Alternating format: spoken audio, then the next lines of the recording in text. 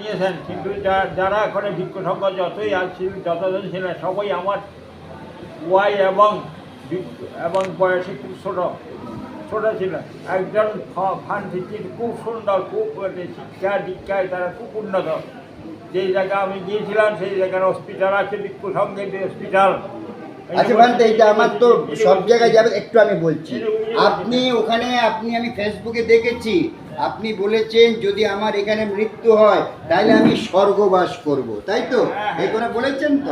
ঠিক আছে, বাকিটা আমি জানি, আমি ফেসবুক লাইভে ছিলাম, আর ডক্টর অরুণজ্যোতি ভিক্ষু করেছেন, সেটা আমি লিখবো। আচ্ছা, এবার আপনার এখানে আগামী 10ই অক্টোবর, 10ই নভেম্বর, 10ই নভেম্বর যে বাৎসরিক যে কঠিন চিবর, অর্থাৎ বৌদ্ধদের ভাষায় কঠিন চিবর বলা হয়, আমাদের এই পরমারাধ্য ভান্তে যে বস্ত্রটা পরিধান করেছেন, এইটা বর্তমানে বিভিন্ন বৌদ্ধ মন্দিরে, প্রায় সকল বৌদ্ধ মন্দিরে প্রতি বৎসর এই দানটা অনেক বড় করে উদযাপিত হয়।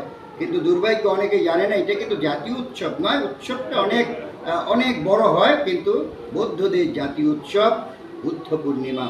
আজকে এই পরমারাধ্য পরম পূজ্য এবং খুব মহান ধর্মদেশক, অর্থাৎ স্থান কাল পাত্র বুঝে যে ধর্ম ভাষণ দেওয়া, আমি যে আপনাদের অনেক লেখালেখি করি, এই ভান্তের এই পরমারাধ্যের অবদান রয়েছে, অবদান আছে আমাদের রাষ্ট্রপতি পুরস্কার প্রাপ্ত ধর্মদার মহাস্তবীর, শম্ভুদী মহাস্তবী, আরও প্রমুখ।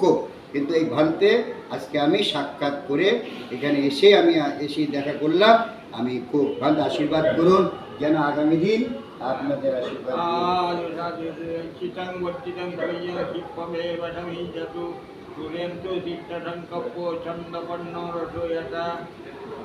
अभिवादनशीलस्य नित्यबुद्धबोधायिनो भक्तार धर्मवर्णन्ति आयुवर्णं सुगंगोळं आयुवर्णं सुगंगोळं आयुवर्णं सुगंगोळं তোমার ইচ্ছিত প্রার্থিত সন্ধ্যের মতো প্রকাশিত হোক, সেই মুনি জুটির মতো তোমার জন্মস্থানী থেকে প্রকাশিত হোক, এবং আমার পিণ্ডদান করছে, এই পিণ্ডদানের সুযোগ বলে আয়ুবর্ণ সুর বল ধনে জনে জ্ঞানে গুণে এবং শ্রী সমাধিতে প্রজ্ঞায় তোমার জীবন উন্নতি হোক, তোমার পরিবার পরিজন নিয়ে তুমি যাতে চিরদিন সুখে থাকতে পারো, পরিশেষে সেই সমাধি অনুসরণ করে অধর্ম চিরশান্তি নির্ভর সাক্ষাৎ করতে পারে, এই কামনা করে আমি আমার সেই আশীর্বাদ করছি।